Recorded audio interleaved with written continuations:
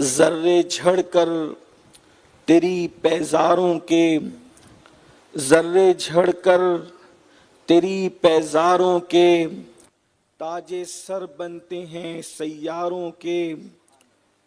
ہم سے چوروں پہ جو فرمائے کرم، ہم سے چوروں پہ جو فرمائے کرم، خلعت زر بنے پشتاروں کے۔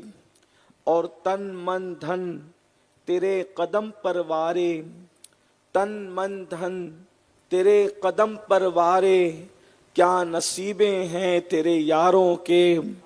اور صدق و عدل و کرم و ہمت میں، صدق و عدل و کرم و ہمت میں، چار سو شہرے ہیں ان چاروں کے، چار سو شہرے ہیں ان چاروں کے۔ اور بحر تسلیم علی میداں میں، بحر تسلیم علی میداں میں، سر جھکے رہتے ہیں تلواروں کے، سر جھکے رہتے ہیں تلواروں کے۔ تو کیسے آقاؤں کا بندہ ہوں رضا، بول بالے میری سرکاروں کے۔ آج کی یہ محفل سید بابا رحمت اللہ علیہ کے عرس سراپا قدس کے موقع پر عظمت اولیاء کے حوالے سے انعقاد پذیر ہے۔ اسی مناسبت سے آیہ کریمہ کے ایک حصے کی اور حدیث مبارکہ جسے حدیث جبریل کہتے ہیں اس کے بھی ایک حصے کی تلاوت کرنے کا شرف حاصل کیا گیا ہے۔ اللہ کی بارگاہ میں دعا ہے کہ اللہ تبارک و تعالی حق کہنے اور آپ سب کو حق سن کر اس پر عمل کرنے اور اسے عام کرنے کی توفیق عطا فرمائے۔ ولایت یعنی اللہ کی دوستی، اللہ تبارک و تعالیٰ کا قرب، یہ اتنی بڑی نعمت ہے کہ اس نعمت کی عظمت اور بزرگی کا اندازہ نہیں لگایا جا سکتا۔ اس لیے کہ کسی کی عظمت کا اندازہ لگانا ہو تو لوگ کہتے ہیں کہ دیکھو فلاں سے میرا تعلق ہے اور فلاں میرا دوست ہے۔ اگر بہت کسی پڑھے لکھے کا نام لیتے ہیں کہ وہ میرا دوست ہے تو اس کی ڈگری نہیں دیکھی جاتی، اس بہت بڑے کا جس کا نام لے لیا گیا دوستی کے حوالے سے اندازہ ہوتا ہے کہ ارے فلاں اتنا بڑا ڈگری والا، اتنا بڑا علم والا، اتنا بڑا پیسے والا، اتنے بڑے مقام والا، اتنے بڑے مرتبے والا، یہ اس کا دوست ہے۔ اللہ اکبر۔ تو پھر اس سے پتہ چلتا ہے کہ وہ اس کا دوست ہے اور یہ اس کا دوست ہے، تو اس کا مطلب یہ ہے کہ یہ انسان کیسا ہوگا۔ پھر اس کو نہیں دیکھا جاتا، وہ جس کا دوست ہے اس سے اندازہ لگایا جاتا ہے۔ میرے آقا صلی اللہ علیہ وآلہ وسلم کے پیارے دیوانوں، اندازہ کریں اگر کسی بظاہر ایک بندہ جس کے پاس دنیا کی اسکول کالج یونیورسٹیوں کی ڈگریاں ہیں، اگر کوئی اس کا دوست بن جائے، اگر کسی کے پاس دنیا کا فنا ہونے والا مال ہے، اگر کوئی اس کا دوست بن جائے تو لوگ اس کو رشک کی نظر سے دیکھتے ہیں، لوگ اس کو حیرت کی نظر سے دیکھتے ہیں۔ مگر اللہ اکبر، جس خوش نصیب انسان کو اللہ کی دوستی کا مقام مل جاتا ہے، اللہ کی دوستی کا مرتبہ مل جاتا ہے اور وہ اللہ کے رنگ میں رنگ جاتا ہے، پھر اس بندے کی شان کا عالم کیا ہوتا ہوگا، پھر اس بندے کی عظمت کا عالم کیا ہوتا ہوگا۔ ہم جس دور کے اندر اپنی زندگی کو گزار رہے ہیں یہ دور فتنوں کا دور ہے۔ اللہ اکبر، فتنے ایسے برستے ہیں یوں لگتا ہے جیسے کالی گھٹاؤں کے اندر بارش ہو رہی ہے۔ کوئی عظمت انبیاء کا منکر ہے، کوئی عظمت اولیاء کا منکر ہے، کوئی عظمت اہل البیت کا منکر ہے، کوئی عظمت صحابہ کا منکر ہے۔ اللہ اکبر، اس طریقے سے انسان مختلف فتنوں کا شکار ہے۔ اللہ اکبر، ایسا لگتا ہے قیامت قریب سے قریب تر ہے، ایمان بچانا مشکل ہوتا جا رہا ہے۔ اللہ اکبر، دن بدن لوگ اپنے عقل کے ترازو پر ولیوں کی کرامت کو پرکھتے ہیں اور ان کا دماغ اگر رہنمائی کرتا ہے قبول کرتے ہیں، ورنہ پھر اولیاء اللہ کے مقامات کو کہانی قصے اور فرسودہ کہانیاں کہہ کے نظر انداز کرتے ہیں۔ میرے پیارے آقا صلی اللہ علیہ وآلہ وسلم کے پیارے دیوانوں، لوگ یہ کہتے ہیں، آج لوگ کہتے نظر بھی آتے ہیں، یہ کیسے ہو سکتا ہے کہ ایک بندہ نظر اٹھائے اور بارش کا نزول ہو جائے، ایک بندہ یہ کرے اور پھر یہ ہو جائے، اور کسی کی دعا سے تقدیر بدل جائے، کسی کے اشارے ابرو سے تقدیر بدل جائے، یہ کیسے ہو سکتا ہے؟ ایک بات میں آپ سے عرض کرنا چاہتا ہوں، اگر میری قوم کے جوان سمجھنے کے لیے آئے ہیں، ایک بات یاد رکھنا، ایک بندہ وہ ہوتا ہے جس کو سمجھنے کا ایک تجسس ہوتا ہے، تحقیق کا اس کے اندر جو ہے وہ شوق ہوتا ہے، علم میں اضافے کا اس کے اندر ایک تڑپ ہوتی ہے، تو وہ سمجھنے دلیلیں سن کر سمجھتا ہے۔ لیکن ایک شخص ایسا ہے کہ جس کو سمجھنا ہی نہیں ہے، جس کو ماننا ہی نہیں ہے، اللہ اکبر، وہ وقت برباد کرتا ہے۔ جیسے مثال کے طور پہ آپ سمجھیں کہ لوگ کہتے ہیں آخر ولی بیٹا کیسے دے سکتا ہے، ولی کے ذریعے سے روزی کیسے مل سکتی ہے، ولی کے ذریعے سے تقدیر کیسے بدل سکتی ہے، یہ تو اللہ کا کام ہے، اللہ کے سوا کوئی نہیں کر سکتا۔ یاد رکھیں، اللہ اللہ ہے، اس کی ربوبیت کا انکار نہیں، اس کی عظمت کا انکار نہیں، اس کی بزرگی کا انکار نہیں، لیکن ایک مثال کے ذریعے سے آپ کو سمجھانے کی کوشش کی جاتی ہے۔ مثال کے ذریعے سے یوں سمجھیں کہ ایک لوہے کا ٹکڑا لے کر آپ کسی آگ کے اندر ڈال دیں، آپ بتائیں کیا لوہے کا کلر جو ہے وہ سرخ ہوتا ہے؟ ہرگز نہیں، اللہ اکبر۔ لیکن آگ میں ڈال دیا، گھنٹے 2 گھنٹے 4 گھنٹے آپ نے اس لوہے کو آگ میں رکھا، اب آپ مجھے بتائیں کیا کوئی اس کو ہاتھ سے پکڑ سکتا ہے؟ کسی کے اندر ہمت ہے ہاتھ سے پکڑنے کی؟ پوچھو لوگوں سے، کیا لوہا کسی کو جلا سکتا ہے؟ کیا لوہا گرم ہوتا ہے؟ کیا لوہا لال ہوتا ہے؟ کیا لوہا کپڑے کو آگ لگا سکتا ہے؟ نہیں، ایسا کچھ بھی نہیں ہے۔ لوہا جلانے والی چیز کا نام نہیں ہے، لیکن چند گھنٹے اس کو آگ میں رکھا گیا، آگ سے اس کو قربت ہو گئی، آگ سے اس کو دوستی نصیب ہو گئی اور وہ آگ کا دوست بن گیا، تو آگ نے اپنا رنگ اس لوہے پر چڑھا دیا۔ اب جو کام آگ کرتی تھی وہ کام لوہا کرے گا، تو کیا لوہا آگ ہو گیا یا آگ لوہا ہو گئی؟ نہیں، آگ ہمیشہ آگ ہی رہے گی، لوہا ہمیشہ لوہا ہی رہے گا۔ آگ کبھی لوہا نہیں بن سکتی، لوہا کبھی آگ نہیں بن سکتا۔ بس اتنا ہو گیا، آگ کا رنگ لوہے پہ چڑھ گیا تو جو کام آگ کرتی نظر آتی تھی، آگ کی دوستی کی برکت سے وہی کام لوہا کرتا نظر آ رہا ہے بلا تمثیل۔ جب آگ کا رنگ یہ اثر دکھاتا ہے تو اللہ کا رنگ کیا اثر دکھاتا ہو؟ اللہ رب العزت ارشاد فرماتا ہے صبغت اللہ ومن احسن من اللہ صبغہ، اللہ کے رنگ میں رنگ جاؤ، اللہ کے رنگ سے بہتر کس کا رنگ؟ ارے جب آگ کے رنگ کا یہ حال ہے تو اللہ کے رنگ کی شان کا عالم کیا ہو؟ اللہ کے رنگ، پھر جب اللہ کسی کو اپنے رنگ میں رنگ دیتا ہے تو پھر شیخ عبد القادر جیلانی جیسی ہستیاں، غریب نواز معین الدین اجمیری جیسی ہستیاں، بابا فرید الدین گنج شکر جیسی ہستیاں، صابر کلیر جیسی ہستیاں، مختوم اشرف جہانگیر سمنانی جیسی ہستیاں، حضرت سیدنا شیخ احمد کبیر رفاعی جیسی ہستیاں، اسی طرح سے اللہ اکبر حضرت سیدنا مسعود سالار غازی جیسی ہستیاں، یہ ہستیاں ہمیں نظر آتی ہے اور پھر وہ کائنات میں تصرف کرتے نظر آتے ہیں، ان کے اشارے ابرو سے کبھی باران رحمت کا نزول ہوتا ہے۔ یہ شرک کہاں ہے؟ اس میں شرک کی گنجائش کہاں ہے؟ میرے پیارے آقا صلی اللہ علیہ وسلم کے پیارے دیوانوں، اور روز اول سے لے کر آج تک ولی اور ولایت کے ڈنکے بج رہے ہیں۔ لوگ کہتے ہیں سیاح سے بات کرو، لوگ کہتے ہیں ہم نہیں مانتے یافعی کی امام یافعی کی روض الریاحین کو، نہ مانو، منوانا تو کسی کی ذمہ داری نہیں ہے۔ کوئی کہتا امام غزالی کے احیاء العلوم کو نہیں مانتے، نہ مانو، آپ کی اپنی مرضی۔ کا صحاح کی بات کرو، بخاری مسلم کی بات کرو تو چلیں اسی کو لے لو، اگر بخاری مسلم کی بات ہے تو اسی کو لے لو۔ مشہور روایت ہے اور حدیث مبارکہ اور اللہ کے کلام کی خصوصیت یہ ہے، اگر آپ کی اب توجہ، بہت توجہ سے آپ سن رہے ہیں ماشاءاللہ، لیکن ذرا غور کرنے کی بات ہے، حضور علیہ السلام کی حدیث اور اللہ کا کلام، اس کی خصوصیت یہ ہے کہ اس کو جتنی گہرائی سے دیکھو گے اتنے معانی کا نزول آپ کے دل پر ہوتا نظر آئے گا۔ اللہ کا کلام تو پھر اللہ کا کلام ہے، بغیر کنارے کا سمندر ہے، بحر بے کراں ہے۔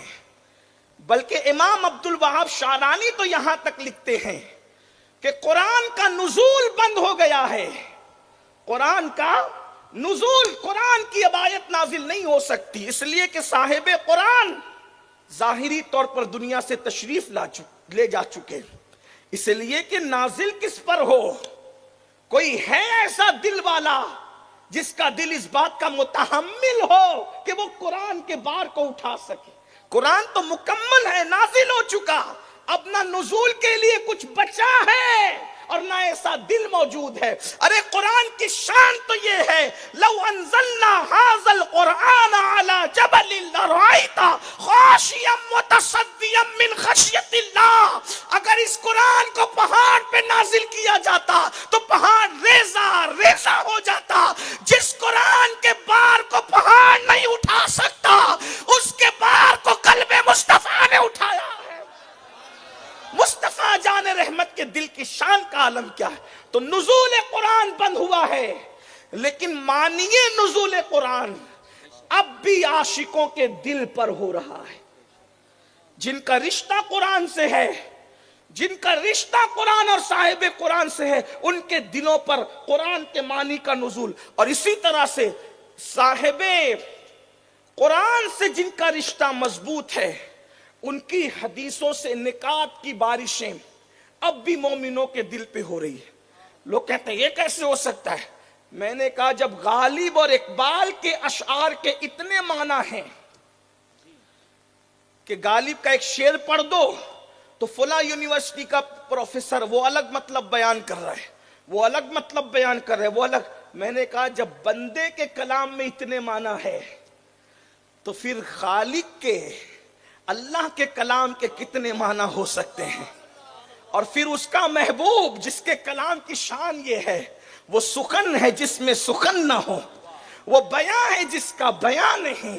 اللہ اکبر، میں نثار تیرے کلام پر یا رسول اللہ، میرے امام کہتے میں نثار تیرے کلام پر، ملی یوں تو کس کو زبان نہیں، وہ سخن ہے جس میں سخن نہ ہو، وہ بیاں ہے جس کا بیاں نہیں۔ فصحا عرب کے بڑے بڑے تیرے آگے یوں ہے دبے لچے، کوئی جانے منہ میں زبان نہیں بلکہ جسم میں جان نہیں۔ اگر لوگ کہتے ہیں کہ عظمت اولیاء سہا سے پڑھو تو پھر سہا سے پڑھو۔ آئیے، آپ نے بار بار اس حدیث کو سنا ہے، اس تناظر میں بھی سنیے۔ اس کو لوگوں نے عام طور پر توبہ کے باب میں بیان کیا ہے، ابھی میں عرض کروں گا تو آپ کو سمجھ میں آئے گا، لیکن فقیر کے الفاظ کے جامع میں روایت کا مفہوم سنیں۔ کہتے ہیں حدیث پاک ہے، اللہ کے رسول علیہ الصلوۃ والتسلیم نے خود بیان فرمایا، مفہوم پیش کر رہا ہوں، کہ ایک شخص تھا بنی اسرائیل میں، یہ سیاح میں موجود ہے، سیاہ ستہ میں، بنی اسرائیل میں ایک شخص تھا، اس نے 99 لوگوں کا قتل کیا تھا، 99 لوگوں کا قتل۔ ایک انسان کا اگر قتل کریں تو حدیث پاک میں آتا ہے کہ قاتل جنت کی خوشبو بھی نہیں پا سکتا، اور قرآن نے کہا کہ وہ ہمیشہ جہنم میں رہے گا۔ اس ہمیشگی کو ہمارے فقہا نے فرمایا کہ اگر وہ قتل کو حلال جانتا ہے تو ہمیشہ جہنم میں رہے گا، اور حلال نہیں جانتا ہے تو ایک طویل مدت کو ہمیشہ کہہ دیا گیا، طویل مدت، بہت دنوں تک، بہت عرصے تک قاتل جہنم میں رہے گا۔ بلکہ چڑیا کا جو قاتل ہے اس کے بھی فرائض اور نوافل رد کرنے کی بات کی گئی ہے۔ جو چڑیا کا قاتل ہو اس کے بھی اعمال برباد کرنے کی بات کی گئی، جس کو فقی ابو اللہ سمرقندی نے اپنی کتاب قرۃ العیون کے اندر لکھا ہے۔ جس کو تفصیل جاننا ہے اس طرف رخ کریں، لیکن چونکہ مجھے بہت سارے عناوین دیے گئے، میں سب کی طرف مختصر بات کر کے آگے بڑھنا چاہتا ہوں، اور شاید 1 گھنٹے کا وقت ہی ہمارے پاس ہے۔ اللہ اس وقت میں برکت دے، عناوین کی کثرت اور وقت کی قلت، اللہ پاک اس میں برکت عطا کرے۔ تو 99 قتل اس نے کیا، قاتل پر جنت کی خوشبو بھی حرام، جہنم کے اندر بہت عرصے تک اس کو رہنا ہے، اور بہت دردناک اس کو عذاب ہے۔ بلکہ جس انداز سے اس نے کسی کو قتل کیا ہے، جہنم میں اسی انداز سے اس قاتل کو قتل کیا جائے گا۔ آقا کریم صلی اللہ علیہ وآلہ وسلم کے فرمان کا مفہوم ہے کہ اس نے 99 قتل کیا، تو قتل کے بعد اس نے سوچا کہ چلو سدھر جانا چاہیے، اس لیے کہ زندگی میں ایک موڑ ایسا آتا ہے کہ انسان سدھرنے کی کوشش کرتا ہے، اور سدھرنے والے کو موقع دینا یہ بہت اچھی بات ہے۔ کوئی بندہ کسی بھی جرم سے اگر پلٹنا چاہے تو اس کو پلٹنے کا موقع دینا چاہیے، لیکن کچھ لوگ ایسے ہوتے ہیں کہ قدرت کی طرف سے تو موقع کھلے ہیں، لیکن انسان اس راستوں کو بند کرنے کی اپنی دانست میں کوشش کرتا ہے۔ ایسے تنگ نظر لوگ ہر دور میں رہے ہیں۔ ایسے ہی ہوا، وہ شاید کسی تنگ نظر سے مل گیا، اس نے کہا کہ میں نے 99 قتل کیے ہیں، اب میں توبہ کرنا چاہتا ہوں، کیا کروں؟ اس نے کہا اتنے قتل کر کے اب تو جو ہے وہ توبہ کی طرف جانا چاہتا ہے، تیری توبہ کوئی قبول نہیں ہوگی، اور یہ اور وہ جو بھی اس نے کہا میں بطور مفہوم پیش کر رہا ہوں۔ اللہ اکبر! جب کسی بات کا مفہوم پیش کرنا ہوتا ہے تو مضمون سامنے ہوتا ہے، الفاظ کی تبدیلی ہے، غور فرمائیں۔ تو اس نے سوچا جب توبہ قبول ہی نہیں، 99 پر بھی جہنم ہے، 99 پر بھی جہنم ہے، تو پھر یہ 99 کیوں؟ عدد پورا ہو جائے، اور پھر ایسے زاہد خشک کو زمین پہ رہنے کا حق کیا ہے جو قدرت کے کھلے ہوئے توبہ کے دروازے کو اپنے ہاتھ سے بند کرنے کی کوشش کرے؟ پھر ایسوں کا وجود بھی زمین پر کیوں رہے جو خود سے قدرت کے دروازے کو بند کرنا چاہتے ہیں؟ اس شخص نے سوچا کہ چلو 99 کی بجائے پھر 100 کا عدد پورا کرتے ہیں، اور اس نے اس کو بھی قتل کر دیا، یعنی کہ اس نے پورے 100 کو قتل کیا، جس میں سے ایسا بندہ بھی تھا جس سے مسئلہ پوچھا جاتا تھا۔ اب اتفاق سے 100 کو قتل کرنے کے بعد پھر کسی صاحب دل سے ملاقات ہوئی، کہا میں نے 100 قتل کیے، اب میں توبہ کرنا چاہتا ہوں، کیا کروں؟ تو اس وقت اس بندے نے کہا جو اصل عنوان کی طرف یہ، اس نے کہا ایک کام کرو کہ یہاں قریب میں اہل اللہ کی بستی ہے، اللہ والوں کی بستی ہے، اللہ کے دوستوں کی بستی ہے، اللہ کے یاروں کی بستی ہے، یا یوں کہہ لے جن پر اللہ نے اپنا رنگ چڑھا دیا ہے، ان اولیاء اللہ کی بستی ہے، ادھر چلے جاؤ اور توبہ کرو، اللہ تمہیں بخش دے گا۔ اندازہ فرمائیں اگر صرف یہ عنوان توبہ کا تھا تو توبہ تو کہیں بھی قبول ہے، ان اللہ یحب التوابین۔ مجھے بتاؤ توبہ کے لیے کہیں جانے کی ضرورت ہے؟ جب اللہ کا فرمان آ چکا، نحن اقرب الیہ من حبل الورید، اللہ تمہاری شہرک سے زیادہ قریب ہے۔ ایک مقام پر آتا ہے محبوب جب میرے بندے میرے بارے میں پوچھے وَإِذَا سَأَلَكَ عِبَادِي فَإِنِّي قَرِيبٌ، جب میرے بندے میرے بارے میں پوچھے، میرا پتہ پوچھے کہ اللہ کہاں ہے، تو کہہ دو قریب، اللہ تمہارے قریب ہے۔ جب اللہ قریب ہے تو کہیں آنے جانے کی ضرورت کیا ہے؟ اس سے یہ بھی پتا چلا کہ کچھ لوگ یہ کہتے ہیں کہ پھر اجمیر شریف کیوں جاتے ہو اتنا خرچہ کر کے، اتنا خرچہ کر کے بغداد شریف کیوں جاتے ہو؟ ہم نے کہا ذرا اس سے بھی پوچھو نا کہ وہ بھی تو کسی شریف کی طرف بھیج رہا ہے۔ کچھ لوگ کہتے ہیں یار اجمیر شریف کے پیسے بچا کر کسی غریب کی شادی میں دے دینا چاہیے، تو میں نے کہا مدرسے کی دستار بندی کا پیسہ بچا کر بھی کسی غریب کی شادی میں دے دینا چاہیے۔ اس میں پھر 100 ہار ایک خطیب کو کیوں پہنے؟ حالانکہ ہمارے یہاں ایسا نہیں ہوتا۔ ہمارے علماء تو کہتے ہیں کہ جس کو بلایا جاتا ہے وہی جاتا ہے، جو منع کرتے ہیں میں ان کی بات کر رہا ہوں۔ کچھ لوگ کہتے ہیں ارے یار یہ جو ہے عرس میں اتنا خرچہ کرنے کی بجائے پھر کر دو کسی غریب کی شادی. کیوں کرتے ہو یہ عرس وغیرہ جلسے ولسے؟ کچھ نہ کرو. ہم نے کہا اپنا اجتماع بھی بند کر کے اس کی شادیاں بھی، اس پہ بھی غریبوں کی شادیاں کرو. عرس پہ جتنا خرچ ہوتا ہے اس سے تو بہت کروڑوں روپیہ آپ کے اجتماع پہ خرچ ہوتا ہے. آپ تو کھاڑیاں بھرتے ہو، مٹی بھرتے ہو، تو ذرا اس کی بھی طرف خبر کیجیے آپ. لیکن یاد رکھیں ہم عرس میں اس خرچ کی کبھی تائید نہیں کرتے جو ناچ گانوں پہ خرچ ہوتا ہے، جو ڈی جے پہ خرچ ہوتا ہے. ہمارے علماء تائید اسی کی کرتے ہیں جتنی شریعت نے اجازت دی ہے. اور میں اپنے جوانوں سے کہتا ہوں کوئی بھی محبت شریعت کی حد کو توڑ کے کرو گے تو وہ محبت کی بجائے فضیلت ہو جائے گی.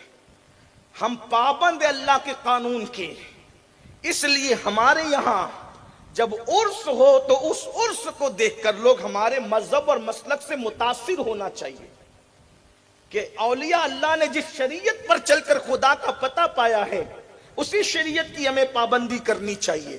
لیکن کیا کریں، جہالت کا دورہ ہے. علماء کی بات لوگ نہیں سنتے، جو سنتے اللہ ان کو مبارک فرمائے، اللہ ان کو برکتوں سے نوازے. یاد رکھنا کسی بھی بدعت کی، کسی بھی خرافات کی علماء اہل سنت نے کبھی تائید کی ہے نہ کبھی وہ تائید کر سکتے ہیں.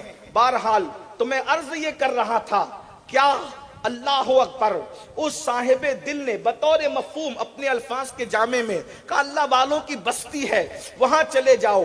وہ جیسے ہی آگے بڑھا، مسلمانوں سنو، میری قوم کے جوانوں سنو، میری بہنوں توجہ سے سنو، اللہ اکبر، اس نے چند قدم ہی بڑھائے تھے، کیا ہوا؟ اس کی زندگی مکمل ہو گئی، اس کی زندگی کی تکمیل ہو گئی، اس کی زندگی نے وفا نہ کی اور اللہ والوں کی بستی میں پہنچنے سے پہلے اس کا انتقال ہو گیا. یقیناً یہ توبہ پر ہے، اس کی توبہ کی فضیلت پر ہے. لیکن اور ایک نقطے کی طرف ہمیں توجہ کرنا چاہیے جو بہت واضح اس حدیث کے اندر موجود ہے. اس نے چند قدم بڑھائے تھے اللہ والوں کی طرف اور اس کا انتقال ہو گیا اور پھر اس کی روح نکل گئی. جب روح نکلی ہے تو پھر عذاب کے فرشتے بھی آئے ہیں اور اجر کے فرشتے اور جنت کے فرشتے بھی آئے ہیں.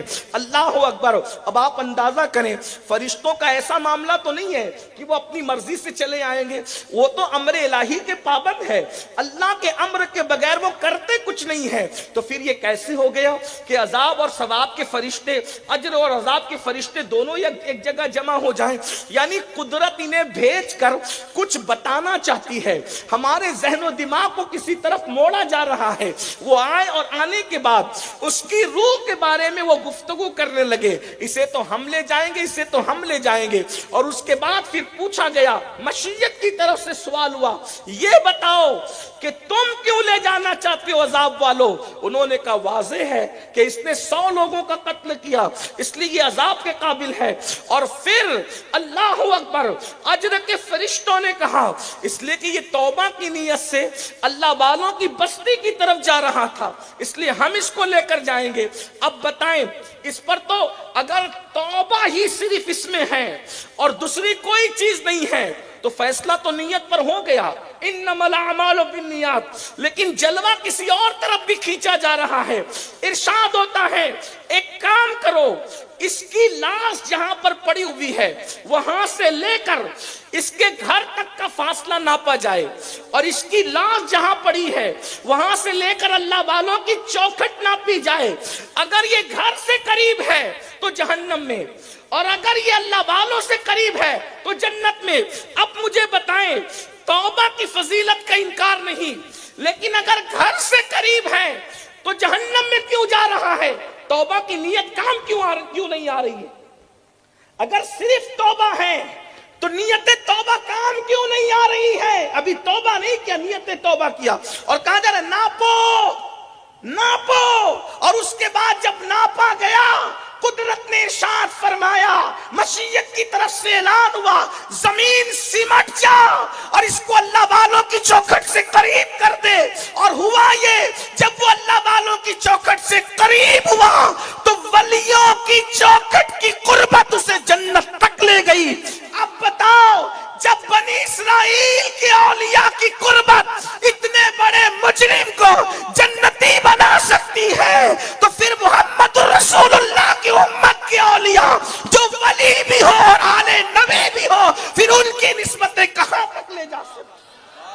سرکار غوث اعظم، سرکار غریب نواز، سرکار صابر پاک، یہ اللہ والوں کی عظمت ہے، یہ اللہ والوں کی بزرگی ہے، اور یہ صحاح میں موجود ہے۔ اب آپ مجھے بتائیں کہ ولیوں کی عظمت کا اعلان تو اللہ کی طرف سے بھی ہو رہا ہے، رسول اللہ کی طرف سے بھی ہو رہا ہے، بلکہ اللہ کے رسول صلی اللہ علیہ وآلہ وسلم ارشاد فرماتے ہیں کہ حدیث قدسی میں آتا ہے، اللہ پاک ارشاد فرماتا ہے کہ مجھے کسی کام کے کرنے میں تردد نہیں ہوتا۔ یہ بخاری شریف کی روایت ہے، کتاب الزہد کے اندر ہے، پھر سے ہاں گئی۔ کیا حدیث قدسی اللہ پاک فرماتا ہے مجھے کسی کام کے کرنے میں تردد نہیں ہوتا، تردد نہیں ہوتا۔ تردد کا معنی کیا ہے؟ میں اللہ کے لیے نہیں کر رہا ہوں اس معنی کو، لیکن صرف سمجھانے کے لیے تاکہ آپ کو بات سمجھ جائے۔ تردد کہتے ہیں یہ کام کروں کہ نہیں کروں، اس کو کیا کہتے ہیں؟ تردد۔ آپ سوچتے ہیں یار مجھے تردد ہو رہا ہے، بچے کی شادی کروں کہ نہیں کروں، تردد، تردد ہو رہا ہے، سفر کروں کہ نہیں کروں، ہے نا؟ اللہ تو عالم الغیب والشہادہ ہے، ہم اس کے لیے ایسے معنی نہیں کرتے، کیونکہ بارگاہ الوہیت کا ادب بھی ہمارے لیے لازم ہے، اور سب سے بڑی بارگاہ تو وہی بارگاہ ہے۔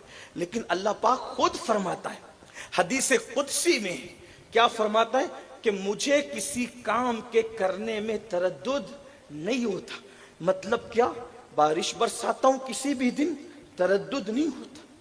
لوگ کہتے ہیں اپریل میں بارش کیوں ہوئی؟ ارے تو پابند ہے اپریل مئی کا، قدرت پابند ہے، وہ مالک و مختار ہے، وہ جب چاہے برسا دے۔ اب فلاں دن ٹھنڈی ہوا کیوں چل گئی؟ موسم تو یہ تھا، موسم کے تم پابند ہو، قدرت کا قانون موسم کا پابند نہیں ہے، وہ جب چاہے ہوا چلائے، جب چاہے ٹھنڈک لائے، جب چاہے گرمی لائے، تردد نہیں ہوتا۔ اللہ اکبر، شان یہ ہے، اللہ اللہ، غیرت یہ ہے، عالم یہ ہے، شان یہ ہے، اللہ اکبر، بزرگی یہ ہے کہ بچے کو ماں سے جدا کرتا ہے، تردد نہیں ہوتا۔ بچہ ماں کے پیٹ میں ہوتا ہے، ماں کو موت دے دیتا ہے، تردد نہیں ہوتا۔ بچہ ماں کے پیٹ میں ہوتا ہے، بچے کو موت دے دیتا ہے، تردد نہیں ہوتا۔ آبادیوں کو ویرانے میں بدل دیتا ہے، تردد نہیں ہوتا۔ اللہ اکبر، شان والا ہے، صمد ہے، غیرت والا ہے، بے نیاز ہے، اللہ اللہ، زندے سے مردہ، مردے سے زندہ پیدا کرتا ہے، تردد نہیں ہوتا۔ نوح جیسے نبی کے گھر کے اندر کسی جہنمی کو پیدا کر دیتا ہے کنعان کی شکل میں، تردد نہیں ہوتا۔ اللہ اکبر، فرمایا جاتا ہے کسی کام پہ مجھے تردد نہیں ہوتا، لیکن ایک کام جب میں کرنے جاتا ہوں تو پھر مجھے تردد ہوتا ہے۔ میں مفہوم کے طور پہ پیش کر رہا ہوں، آپ اس کو مکمل طور پہ دیکھنا ہے تو بخاری شریف کی طرف آپ رخ کریں اور اس حدیث کے اینڈ کی طرف جائیں جس میں یہ بتایا گیا کہ جب بندہ نوافل کی کثرت کرتا ہے اس کی آنکھ ہو جاتا ہوں، اس کے کان ہو جاتا ہوں، اس کی زبان ہو جاتا ہوں۔ اس کے اینڈ میں یہ روایت موجود ہے، اسی حدیث کا آخری حصہ ہے۔ اللہ پاک ارشاد فرماتے ہیں، حدیث قدسی کا مفہوم ہے، جب میں یہ کام کرنے لگتا ہوں تو مجھے تردد ہوتا ہے۔ کیا تردد ہوتا ہے؟ جب میں اپنے کسی ولی کی، مومن بندے کی موت کا فیصلہ کرنے لگتا ہوں تو اس وقت مجھے تردد ہوتا ہے۔ اللہ فرما رہا ہے کہ جب میں کسی ولی کی، اس مومن کی موت کا فیصلہ کرتا ہوں مجھے تردد ہوتا ہے۔ کیوں تردد ہوتا ہے؟ کہ میرے یہ محبوب بندے کی میں موت کا فیصلہ کروں اور وہ پسند نہ کرے تو مجھے تردد ہوتا ہے۔ تو مولا تو کرتا کیا ہے؟ اندازہ کریں تو کرتا کیا ہے؟ تو حدیث قدسی میں آتا ہے اللہ پاک اپنے فرشتوں کو اس کے پاس بھیجتا ہے، موت کا فیصلہ کرنے سے پہلے فرشتوں کو اس کے پاس بھیجتا ہے۔ قرآن نے اس مفہوم کی طرف اشارہ کیا ہے، ان الذین قالوا ربنا اللہ ثم استقاموا تتنزل علیہم الملائکہ الا تخافوا ولا تحزنوا وابشروا بالجنۃ التي کنتم توعدون نحن اولیاؤکم فی الحیاۃ الدنیا وفی الآخرہ۔ اللہ اکبر، اللہ پاک ارشاد فرماتا ہے بے شک جن لوگوں نے کہا ہمارا رب اللہ ہے، یعنی ایمان لائے، ثم استقاموا، اور اس پر ڈٹ گئے۔ پتہ چلا ولی ہوتا کون ہے؟ دین پر ڈٹنے والا ولی ہوتا ہے۔ قبرستان میں بیٹھ کر چلم اور گانجا پینے والا ولی نہیں ہو سکتا۔ یہ جو آپ نے راستے نکال رکھے ہیں اور آپ برا مانتے ان باتوں پر، قرآن کی بات اگر سنتے ہو تو قرآن کہتا ہے ان الذین قالوا ربنا اللہ ثم استقاموا، جنہوں ایمان لا کر کے استقامت کا پہاڑ بن گئے، دین پہ ڈٹ گئے، وہ ولی ہوتے ہیں۔ ان کی شان کیا ہے؟ تتنزل علیہم الملائکہ، پھر ان پر فرشتے نازل ہوتے ہیں۔ اور ملائکہ کا جمع کا صیغہ کہا اور جمع کثرت کا صیغہ کہا، اس لیے کہ عربی زبان کا یہ حسن ہے کہ ہر زبان میں، ہر لینگویج میں واحد اور جمع ہے، بس ایک اور ایک سے زیادہ، واحد جمع۔ لیکن عربی میں یہ ہے، واحد ہے، پھر تثنیہ ہے، پھر جمع قلت ہے، پھر جمع کثرت ہے۔ واحد ایک، تثنیہ دو، جمع قلت 3 سے شروع ہو کر 9 پر ختم ہو جاتی ہے، اور جمع کثرت 9 سے زیادہ۔ تو تتنزل علیہم الملائکہ، 1 2 3 فرشتے نہیں آتے، بلکہ ان پر فرشتوں کی جماعت نازل ہوتی ہے، اور فرشتوں کی جماعت نازل ہو کر ان کے پاس آ کر فرشتے ہم کلام ہوتے ہیں، محو گفتگو ہوتے ہیں، اور ان سے کہتے ہیں اللہ تخافوا ولا تحزنوا وابشروا بالجنۃ التي کنتم توعدون۔ اے اللہ والے، خوف مت کر، اللہ تخاف، ڈر مت، خوف نہیں کرنا، ولا تحزنوا، نہ خوف کرنا نہ غم کرنا، وابشروا بالجنۃ التي کنتم توعدون، اس جنت کی تو بشارت لے لے جس کا تجھ سے وعدہ کیا گیا۔ زمین پر وہ ہوتا ہے، زمین پر وہ ہوتا ہے، اور اس کو جنت کی بشارت دی جاتی، جنت کی نعمتیں بتائی جاتی۔ اللہ اکبر۔ فرشتے آگے کیا کہتے ہیں؟ نحن اولیاؤکم، ہم تیرے دوست ہیں، تجھے ڈرنے کی کیا ضرورت ہے، غم کرنے۔ فرشتے کہتے ہیں نحن اولیاؤکم، ہم تمہارے دوست ہیں، فی الدنیا و فی الآخرہ، دنیا میں بھی دوست ہیں اور آخرت میں تجھے غم کر، دونوں جہان میں ہم تیرے دوست ہیں۔ اللہ اکبر۔ پھر کیا ہوتا ہے؟ جنت کی نعمتیں، جنت کا حسن۔ لوگ جنت کو بریانی اور حور پر محدود کرتے ہیں، ارے نادان، جنت کو حور اور بریانی پر محدود کرنے والوں، جنت میں وہ نعمتیں ہیں کہ جس کا تصور دماغ میں نہیں آ سکتا، وہ نعمتیں نہ کسی کان نے سنا نہ کسی آنکھ نے دیکھا۔ واللہ جنت کی نعمتیں کیا ہے؟ وَرِضْوَانٌ مِّنَ اللَّهِ اکبر، اللہ اکبر۔ خدا کی رضا سب سے بڑی چیز ہے، اللہ اکبر۔ جنت میں ہوگا کیا؟ جس اللہ کو بن دیکھے اس کے عبادت کرتے ہو، جنت میں خدا بند قدوس کا دیدار نصیب ہوگا۔ صحابہ کرام نے کہا یا رسول اللہ کیسے دیدار کریں گے؟ تو میرے آقا فرماتے ہیں جیسے تم چاند کو دیکھتے ہو تم خدا کا دیدار کرو۔ دیدار پر یقین کیفیت نہیں معلوم ہے، اندازہ کریں، غور فرمائیں، تو وہ فرشتے جنت کی نعمتیں گناتے ہیں۔ تو جو ولی ہوتا ہے وہ جنت کی نعمتیں سن کے کہتا ہے فرشتوں یہ ملے گی کیسے؟ ایک مقرر سے جنت سن لو تو جنت پانے کے لیے آدمی تڑپتا ہے، جب فرشتے جنت سناتے ہوں گے تو وہ جنت کیسی ہوگی، اس جنت کا حال کیسا ہوگا؟ میرے بھائیوں، جب ہم کسی باغ میں جاتے ہیں، گارڈن میں جاتے، تو پھر پھولوں کا حسن دیکھ کے لگتا ہے یا اللہ، جب فانی دنیا کے مرجھا جانے والے پھولوں کے حسن کا یہ عالم ہے تو جنت کے حسن کا عالم کیا ہوگا، جنت کے جمال کا عالم کیا ہوگا۔ اللہ اکبر۔ تو وہ بندہ خود کہتا ہے فرشتوں سے کہ بتاؤ نا وہ جنت میں کہ نعمتیں ملے گی کیسے؟ فرشتے کہتے ہیں جب تک موت کی لذت نہیں چکھتے اس وقت تک کہ تمہیں یہ نعمت نہیں ملے گی۔ تو وہ بندہ خود کہتا ہے پھر دیر کس بات کی ہے، ذرا جلدی کرو نا، پھر دیر کس بات کی، ذرا جلدی کرو۔ ادھر وہ بندہ خود جانے کے لیے تیار ہوتا ہے، ادھر قدرت اس کے لیے موت کا فیصلہ کرتی ہے۔ یہ ولی کی شان ہے۔ اب یہاں پر آگے آ جائیں ایک طرح، جب ولی ایسا ہے، اب آپ کی توجہ ہے، جب ولی ایسا ہے تو ولی کو بھی تو کوئی بنانے والا ہوگا نا۔ ولی بھئی ہر چیز کو کوئی نہ کوئی بنانے والا ہوتا ہے، کوئی نہ کوئی کسی نہ کسی چیز کی بنیاد پہ بنتا ہے۔ جیسے مثال کے طور پہ علماء بہت ہیں تو عالم کون بناتا ہے؟ مدارس بناتے ہیں، مدارس میں شیوخ الحدیث حدیث پڑھا کر کے اس کو بھی حدیث کا درس دیتے۔ تو یہ درس ولایت ملتا کہاں سے؟ ولایت بٹتی کہاں سے ہے؟ ولایت تقسیم کہاں سے ہوتی ہے؟ ولی کو ولی بناتا کون ہے؟ تو قاضی ثناء اللہ پانی پتی رحمت اللہ علیہ اپنی کتاب تفسیر مظہری میں لکھتے ہیں کہ دور آدم سے لے کر آج تک جتنے ولی بنے ہیں وہ سب علی کے فیض سے ولی بنے۔ اب جب ولی کی یہ شان ہے تو شان علی کیا؟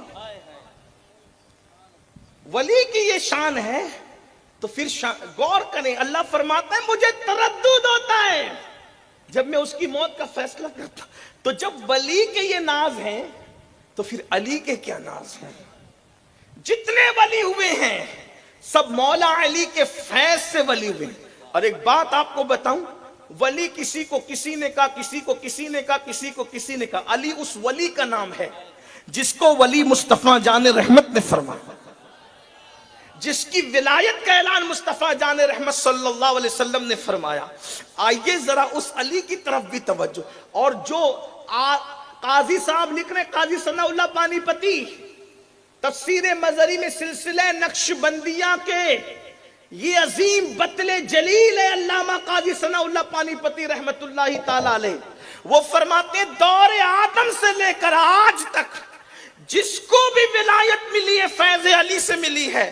تو آپ مجھے بتائیں، حضرت علی مرتضیٰ تو پیدا ہوئے اس دور میں، مکہ المکرمہ میں، رسول اللہ کے دور میں پیدا ہوئے، ظاہری دور میں، اس سے پہلے تو علی مرتضیٰ کی پیدائش نہیں تھی۔ تو اندازہ کرو، جو علی پیدا ہونے سے پہلے ولایت دینے کی شان رکھتا ہو، وہ پیدا ہونے کے بعد علی مرتضیٰ کا مقام کیا ہوگا؟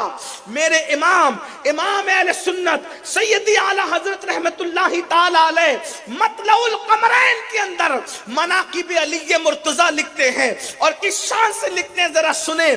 اللہ اکبر، فرماتے ہیں اللہ اللہ کہ جنت اور جہنم جس کے ہاتھوں سے تقسیم ہوگی۔ اب ذرا غور کرنا سنیوں، کچھ لوگ یہ کہتے ہیں کہ سنیوں کے یہاں علی بیان نہیں ہوتا۔ ہم نے کہا تم نے سچے سنیوں کو سنا کب ہے؟ اللہ اکبر، میرے امام اہل سنت کے امام لکھ رہے، اور مطلع القمرین سے میں روایت پڑھوں گا، جہاں کہیں اور سے روایت پڑھنا ہوگا کتاب کا نام لے لوں گا، لیکن آئیے پہلے مطلع القمرین کی طرف توجہ کریں۔ اللہ اکبر، فرماتے ہیں اب ذرا غور کرنے، یہ روایت کنز العمال میں بھی ہے۔ اگر کوئی امام اہل سنت کو نہیں مانتا تو اس کے لیے کنز العمال کا حوالہ بھی ہے، ورنہ لوگ یہ کہیں گے کہ اپنے امام کی پڑھ دی، آپ کے امام کو تو مانتی نہیں۔ میں کہا ٹھیک ہے، کوئی بات نہیں، اگر میرے امام کو نہیں مانتے تو کنز العمال کے مصنف کو تو مانتے ہو۔ وہ کنز العمال میں لکھتے کیا؟ اللہ اکبر، جس کے ہاتھوں سے، توجہ کریں، جس کے ہاتھوں سے قیامت کے دن جنت و جہنم بٹے گی اسے علی ابن ابو طالب کہتے ہیں۔ آقا نے فرمایا علی تو قسیم جنت و جہنم ہے، جنت اور جہنم کا بانٹنے والا ہے۔ ذرا کوئی مقام علی کا اندازہ تو لگائے، وہاں 1000 2000 کروڑ 2 کروڑ ارب 2 کروڑ ارب 2 ارب نہیں ہوں گے۔ سوچو تو صحیح، جنتی بھی بے حساب ہوں گے، جہنمی بھی بے حساب ہوں گے۔ جنت بانٹنے والا بھی علی ہے اور جہنم بانٹنے والا بھی علی۔ اندازہ فرمائیں، یہ میرے مولا کی شان۔ پھر میرے آقا علیہ السلام کا فرمان مطلع القمرین میں میرے امام لکھتے ہیں کیا؟ علی تو ساقی حوض کوثر ہے، کوثر کا جام جس کے ہاتھوں سے ٹھیک۔ وقت ہو گیا، میں اپنی بات پوری کر لوں، پھر کبھی انشاءاللہ تعالی، پھر کبھی۔ تو کوثر کا جام جس کے ہاتھوں سے بٹے اس کو علی ابن ابو طالب کہتے ہیں۔ اور آپ کو بتاؤں، میں بہت پیاری ایک بات روایت کر دوں ذرا اگر آپ کی توجہ ہو تو۔ لوگ کہتے ہیں اللہ مجھے اس وقت تک موت نہ دینا جب تک کعبہ نہ دیکھوں، گنبد خضرا نہ دیکھوں، کوئی کہتا ہے وارث پاک کا روزہ نہ دیکھوں، کوئی کہتا ہے مخدوم صاحب کا روزہ نہ دیکھوں، کوئی کہتا ہے بغداد شریف نہ دیکھوں، اس وقت تک موت نہ دینا۔ آپ کو جانتے ہیں مصطفیٰ جان رحمت جو لامکاں پہ جاتے ہیں، محبت علی کا اظہار کی شان سے کرتے ہیں۔ مطلع القمرین میں میرے امام نے لکھا، جب علی مرتضیٰ کو ایک لشکر میں روانہ کر رہے تھے تو حضور ہاتھ اٹھا کر دعا کرتے ہیں، اے اللہ مجھے اس وقت تک دنیا سے نہ اٹھانا جب تک علی کا چہرہ نہ دیکھ۔ غور فرمائیے علی۔ لیکن ایک بات آخر میں، علی مرتضیٰ کی محبت کا یہ مطلب نہیں کہ آپ دوسرے صحابہ کی توہین کرنے لگے۔ یہ آپ کے لیے بہت بھیانک ہے۔ کیوں؟ غور کرنا، توجہ کرنا۔ کوئی ولی، کوئی کتب، کوئی ابدال صحابہ کے برابر نہیں ہو سکتا۔ کوئی صحابی، فتح مکہ سے پہلے والے، فتح مکہ کے بعد والے، ہمارے ہاں اہل سنت کے نزدیک سب صحابہ ہیں، سب صحابہ۔ یہ جو آج چھوکرے بات کرتے ہیں نا کہ یہ نہیں اور وہ نہیں، ہم نے کہا رسول اللہ صلی اللہ علیہ وآلہ وسلم کی احادیث اور قرآن جسے صحابی کہہ دیں۔ اب اگر کوئی ان کو صحابیت کے زمرے سے خارج کرتا ہے تو ہم نابالغ محققین کی تحقیق کے پابند نہیں ہیں۔ ہم نے نابالغ محققین کا کلمہ نہیں پڑھا ہے، ہم نے کلمہ آمنہ کے لال کا پڑھا۔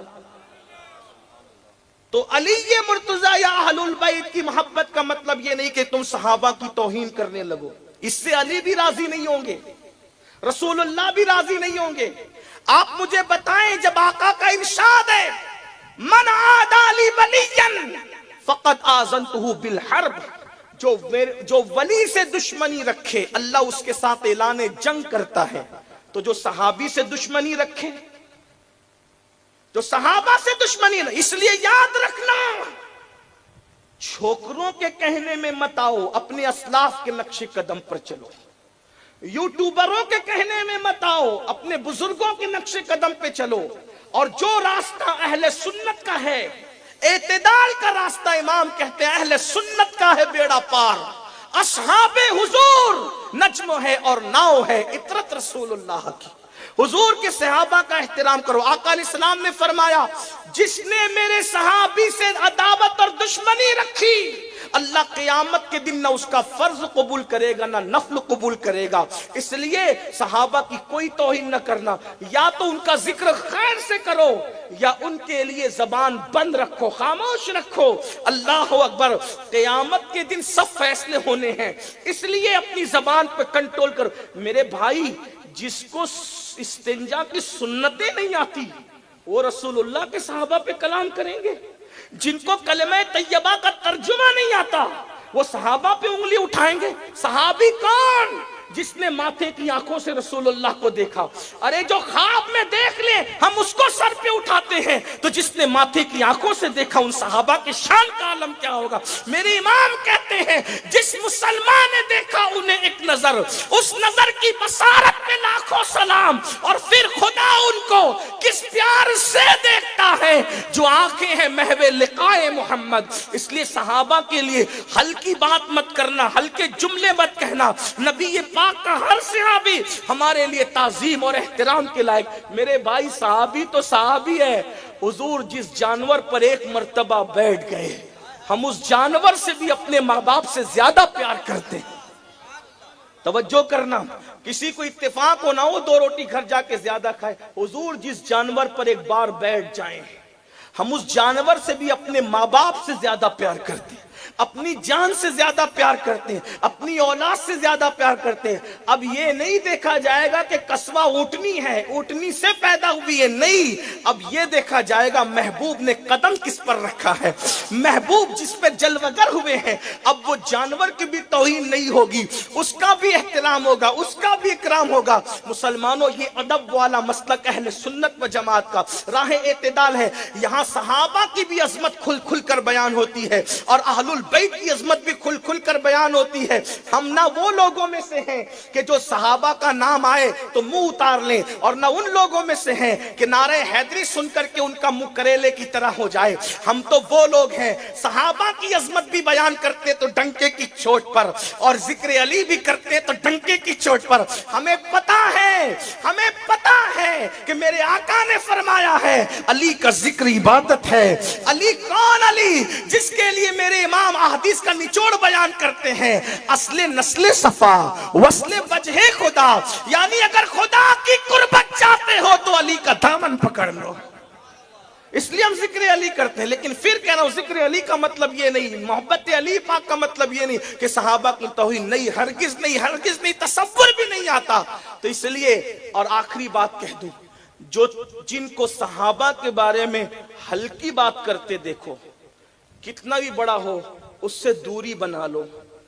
آپ کی ایمان کی بہتری اسی میں، رشتہ دار ہو یہ ہو وہ، کیونکہ ایک روایت پڑھ کے بات پوری ہوتی ہے. شفا شریف قاضی عیاض رحمت اللہ علیہ اپنی کتاب شفا میں لکھتے ہیں. شفا یہ واقعی دلوں کا شفا، اس کتاب کو پڑھنا چاہیے. عشق رسول کے گل بوٹے پرو دیے، اس میں لکھا ہے، مفہوم ہے اس کا، میں جو پڑھ رہا ہوں کہ ایک شخص مرنے لگا، اس کو موت آ رہی تھی، مر رہا تھا. لوگ اس کو کلمہ پڑھنے کی تلقین کرتے تھے مگر اس کی زبان پہ کلمہ جاری نہیں ہوتا تھا. لوگوں نے اس کو بہت کوشش کی کلمہ پڑھانے کی لیکن نہ پڑھ سکا. جب اس سے وجہ معلوم کی گئی تو اس نے کہا میں ابو بکر و عمر کے گستاخوں کے ساتھ اٹھتا بیٹھتا تھا. وہ خود گستاخی نہیں کرتا تھا. صدیق و فاروق کی شان میں، سیدنا صدیق اگر فاروق اعظم کی شان میں، وہ خود گستاخی نہیں کرتے. جو گستاخی کرتے تھے اس ٹولے میں، اس سرکل میں وہ بیٹھتا تھا. تو کہا ان کے ساتھ بیٹھنے کی وجہ سے مرتے وقت میری زبان پہ کلمہ نہیں آ رہا ہے. اب آپ مجھے بتائیں، جو گستاخوں کے ساتھ بیٹھے صحابہ کے، مرتے وقت اس کی زبان پہ کلمہ نہ آئے، تو جو خود گستاخیاں کرے، منہ بو بھر گالیاں دے، صحابہ کو ہلکی باتیں کہے، صحابہ کے بارے میں، اہل البیت کے بارے میں ہلکی باتیں کرے، وہ مرتے وقت ظالم کیسے کلمہ پڑے گا؟ مرنا سب کو ہے، اللہ کو منہ دکھانا ہے. اس لیے اپنی اوقات میں رہیں، ہم اپنی حیثیت میں. یار جن کے ایمان پہ خاتمے کی کوئی گارنٹی نہیں ہے، وہ حساب لیں گے صحابہ کا، وہ حساب لیں گے اولیاء اللہ کا، وہ حساب لیں گے اہل البیت کا، وہ باتیں کریں گے. میرے بھائی جو جیم اور زا میں فرق نہیں کر پانے مخرج کے اندر، وہ صحابہ کو گالیاں دے رہے ہیں. یہ دور آ گیا ہے. اس لیے میری گزارش ہے، مسلک یہی ہے، تیرے غلاموں کا نقش قدم ہے راہ خدا. تیرے غلاموں کا نقش قدم ہے راہ خدا، وہ کیا بہک سکے جو یہ سراغ لے کے چلے. اگر کوئی ظالم آ کر کہتا ہے کہ میں صحابہ کا بڑا عاشق ہوں اس لیے میں علی کو پسند نہیں کرتا، تو ذرا اس سے پوچھنا کیا غوث پاک عاشق نہ تھے صحابہ کے؟ غریب نواز عاشق نہ تھے؟ پھر یہ علی پاک کو کیوں پکارتے تھے؟ صابر پاک کیوں پکارتے تھے؟ بتاؤ. اور اگر کوئی کہتا ہے نہیں میں اہل بیت کا عاشق ہوں اس لیے صحابہ کا ذکر نہیں کرنا چاہتا، تو ان سے پوچھو کیا غوث پاک اور غریب نواز کو اہل بیت کی محبت نہ تھی؟ انہوں نے کبھی صحابہ کے لیے ہلکے جملے کہے؟ نہیں کہے. جب انہوں نے نہیں کہے تو ہم کیوں کہیں؟ ایک صاحب مجھ سے کہنے لگے نہیں سید صاحب، غوث پاک غریب نواز نے اس لیے یہ باتیں نہیں کی کہ وہ امت میں فتنہ نہیں چاہتے تھے، اس لیے وہ خاموش رہے. تو میں نے کہا جب وہ خاموش رہے تو تو بھی خاموش ہو جا. جب وہ چپ رہے تو تو بھی چکن نہیں، ان کے دل میں کچھ اور تھا لیکن وہ چپ رہے. میں نے کہا تو بھی چپ ہو جانا. اور تو کتنا بڑا ہو گیا کہ تجھے جیم اور زا کا فرق نہیں پتا اور تو غوث پاک کے دل کے حالات جاننے لگا.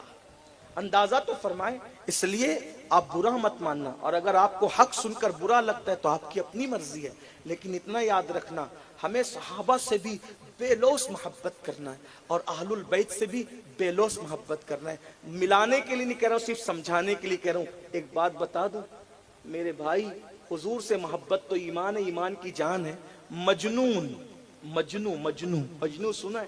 لیلا مجنو کی داستان لوگ بڑی باتیں کرتے ہیں، کتابیں. حضرت امیر خسرو نے تک لیلا مجنو پر پوری کتاب لکھی، اتنے بڑے ولی نے کتاب لکھی. امام حسن نے بھی لیلا مجنو کا ذکر فرمایا. بڑی داستان ہے ان کی، ہر دور میں رہے ہیں ان کی داستان. ایک دن کسی نے مجنو کو دیکھا کہ کتے کے پیر چوم رہا ہے. مجنو کیا کر رہا ہے؟ کیا کر رہا ہے؟ کتے کے پیر چوم رہا ہے. تو کہا رے مجنو تجھے معلوم نہیں کتا یہ ہے، کتا کتے کے پیر چومتا ہے؟ کہا میں کتا نہیں دیکھ رہا ہوں، یہ کتا میری لیلا کی گلی میں آتا جاتا ہے، تو جس کا تعلق میری لیلا کی گلی سے ہو پھر میں جانور نہیں دیکھتا، پھر میں تو یہ دیکھ رہا ہوں کہ حق ہے اس کا کہ میں اس کو چوما کروں، کیونکہ یہ نہیں دیکھا جائے گا، نسبت لیلا دیکھی جائے گی. ظالموں، جب لیلا کی نسبت سے کتے معزز ہو جاتے ہیں تو جس نبی کا کلمہ پڑا ہے اس نبی کی محبت سے اصحاب رسول محبوب نہیں ہو سکتے، اولاد رسول محبوب نہیں ہو سکتے؟ بلکہ یہ تو لیلا مجنو کی داستان ہے. آئیے حقائق کی طرف چلتے ہیں. جس کو سننا ہے سن لیں، اور جس کو دل میں رکھنا ہے رکھ لیں، جس کو نہیں قبول ہے چھوڑ دیں. میر عبد الواحد بلگرامی رحمت اللہ علیہ فرماتے ہیں حضرت نظام الدین اولیاء محبوب الہی رضی اللہ تبارک و تعالی عنہ بار بار اٹھتے ہیں بیٹھتے ہیں، اٹھتے ہیں بیٹھتے ہیں، اٹھتے ہیں بیٹھتے ہیں.